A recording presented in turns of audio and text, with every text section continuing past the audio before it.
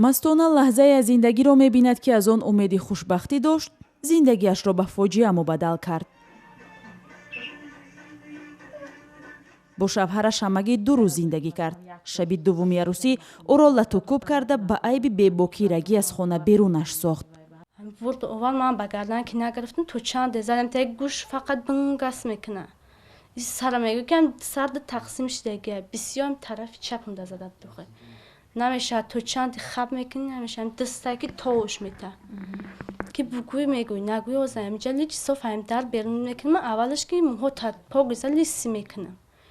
تو چندی که مرا زد من دیگه توقع نکردم بنیم خون اومده. بعد نشین من گفتم بگم یکم چی نمیکنی گفت که نه. من گفتم خاکی و خوبی که نمیشه نه بگندگی مایل من میگم قطعی هم ادام سوزه تو چیکار میکنی بگو.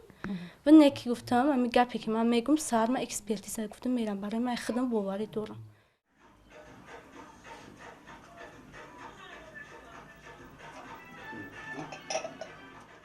یک سال گذشته است اما هنوز از فشار روانی آن روز نرهیده است.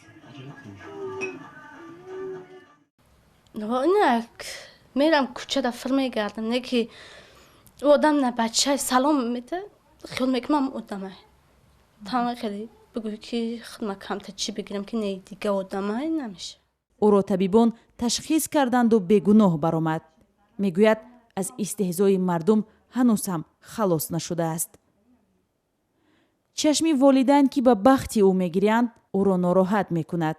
نه 1 سال 1 ماه میشه 1 معرکه میشه و چه من نمیرم. یکی نمیرم یکی هم گپ میزنن معنیش ورداش نمیکنه.